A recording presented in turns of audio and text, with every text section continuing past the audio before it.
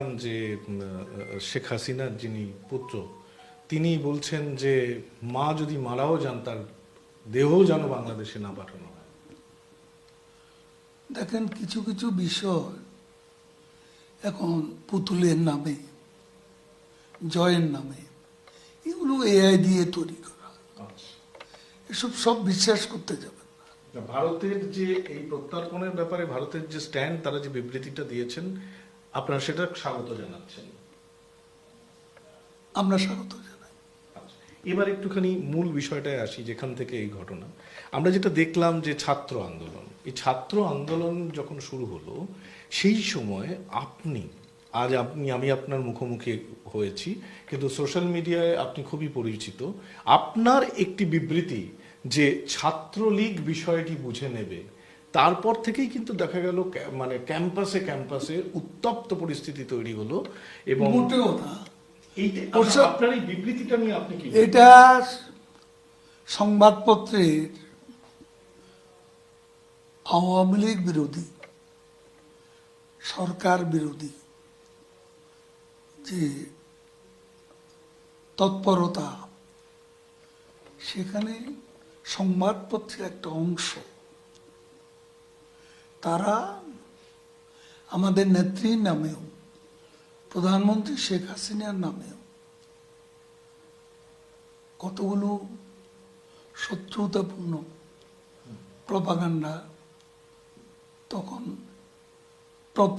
Provocative কিছু প্রচারণা ওই কথাটি কি তারা আপনার করেছিল। ছাত্রলীগ বুঝে নেবে? আমি চ্যালেঞ্জ করছি, ভিডিওটি সংগ্রহ করেন। আপনার একটা ইম্পর্টেন্ট বাংলা টেলিভিশন চ্যানেলের সঙ্গে জড়িত, ওই ভিডিওটি তো এর মধ্যে হারিয়ে যায়। সব টেলিভিশন চ্যানেলে আছে। ভিডিওটি আনুন। কোথাও ছাত্রলীগ আন্দোলন মোকাবিলায় যথেষ্ট এ ধরনের বক্তব্য আমি ভুলেও উচ্চারণ করি। আরেকটা কথা, ওই পরিস্থিতিতে যখন অগ্নিগর্ভ হয়ে উঠেছে, আমরা টেলিভিশনে বাংলাদেশের প্রতিদিনের খবরাখবর দেখছি, তখন শেখ হাসিনার একটি ফোন আলাপ সামনে এলো, অডিও ক্লিপ। সেখানে তিনি একজন সংশ্লিষ্ট কর্তাকে বলছেন যে প্রয়োজনে গুলি করবে। এই অডিও ক্লিপটি সম্পর্কে আপনি কি বলবেন? দেখেন, আমি একটা কথা বলি, সে সময় অনেক কিছুই অপপ্রচার হয়েছে। এটা আমাদের ও যে আমার বক্তব্যটা যেরকম, এখানেও দেখুন বিবিসির এক তথ্যচিত্র, আল জাজিরার তথ্যচিত্র, এগুলো তো একেবারেই টেকনোলজি, এআই দিয়ে। ওটা কি শেখ হাসিনার কণ্ঠস্বর? অবশ্যই না, ওটা কি তৈরি করা কণ্ঠস্বর? তৈরি করা কণ্ঠস্বর, দুটাই। আপনারা সেই সময় যখন এটা সম্প্রচারিত হচ্ছে কেন প্রতিবাদ করলেন না? আমরা প্রতিবাদ করেছি, স্ট্রংলি প্রতিবাদ করেছি। কিন্তু তখন পরিস্থিতিটা হাতের বাইরে। একটা কথা বলি, যে আমরা যে দৃশ্যগুলো দেখেছি, যে ছাত্রদের আন্দোলন এবং তারপরে সেখানে হেলিকপ্টার থেকে গুলি ছোড়া শুরু হলো। এই যে হেলিকপ্টার থেকে গুলি ছোড়া বা গুলি চালনা, এই সিদ্ধান্তটা তো শেখ হাসিনার গভর্নমেন্টই নিয়েছে। অবশ্যই না। এখানে যে ছাত্রদের বা সেই গণ অভ্যুত্থানের যে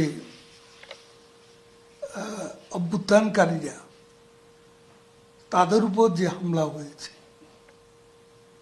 গুলিবিদ্ধ হয়েছে, অনেকে নিহত হয়েছে, সেটা সেখানে ব্যবহার হয়েছিল 7.62 স্নাইপার বুলেট। এটা উপদেষ্টা ব্রিগেডিয়ার সাখাওয়াত তিনি প্রকাশ্যেই বলেছেন, যেটা টেলিভিশনের বিভিন্ন চ্যানেলে এই নিউজ এসছে। এ 7.62 বাংলাদেশে কোনো বাহিনীর কাছে ছিল না, এটা পাকিস্তানের সেনাবাহিনীর কাছে। কিন্তু হেলিকপ্টার গুলো যা আমরা দেখলাম সেগুলো তো সেটা দেখুন তখনকার পরিস্থিতি কে কি করেছে। তবে কোনোভাবেই জনতার উপর, ছাত্র জনতার উপর গুলি বর্ষণের কোনো নির্দেশ ছিল না। তাহলে এত শিশু মারা, এত ছাত্র মারা, এইটার দায় আপনি কার? এখন স্নাইপার বুলেটে কতজন মারা গেছে আপনি কি সেটা রিসিভ করেছেন? মানে একটা লন্ডন থেকে তারেক জিয়া বলছে আন্দোলনকারীদের সঙ্গে তার যোগাযোগ হচ্ছিল, সে বারবার বলছিল নাহিদ, সার্জিস এদেরকে ফোন করে আরো লাশ চাই, লাশ ফেলতে হবে। লাশটা তো তারাই ফেলেছে। মানে আপনি বলছেন তারেক জিয়া লন্ডনে বসে এটা ষড়যন্ত্র নীল নকশা বুনছিলেন? সে নীল নকশার অংশ, আচ্ছা, নীল নকশা তারই, সে কথা আমি বলছি। কিন্তু এই যে আমি একটা কথা বলি যে একটা তাদের একটা আক্রোশ। ঠিক, গভর্নমেন্ট আপনাদের, প্রশাসন আপনাদের, সেখানে গোয়েন্দা ব্যর্থতা নয় এটা? এটা এটা এটা এটা পুলিশের ব্যর্থতা নয়, সেনাবাহিনীর ব্যর্থতা নয়? এখানে ডিফিসিয়েন্সি আছে, সেনাবাহিনীর ভূমিকা নিয়েও প্রশ্ন আছে। কি বলবো? আমি এই মুহূর্তে এগুলো বলতে চাই না, এই মুহূর্তে আমি বলতে চাই না। সেনাবাহিনীর ভূমিকা যেমন প্রশ্নবিদ্ধ, এই জন্য আমি টোটাল সেনাবাহিনীর উপর দোষ আরোপ করতে চাই না।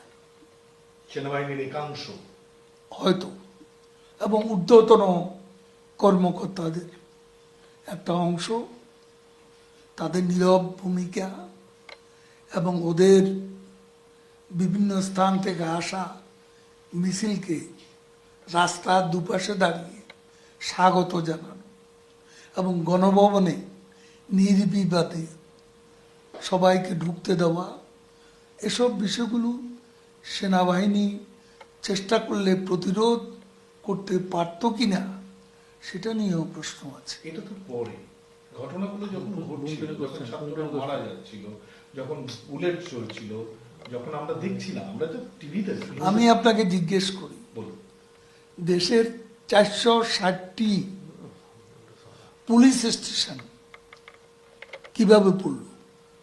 এটা কি আওয়ামী লীগ পুড়িয়েছে? দেশের শত শত পুলিশকে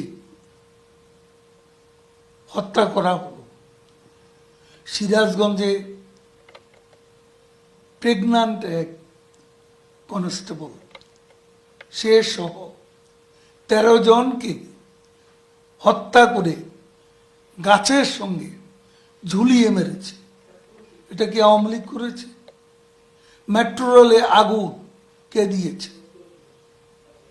বিটিভি ভবনে আগুন, এটা কি আওয়ামী লীগ দিয়েছে? আপনি এটা তো দেখবেন, সেতু ভবনে আগুন কে দিয়েছে? ঢাকা এলিভেটেড এক্সপ্রেসওয়ে, এখানে আগুন কে আগুন দিয়েছে? কাজে এসব বিষয়গুলোকে বিচ্ছিন্ন করে দেখানো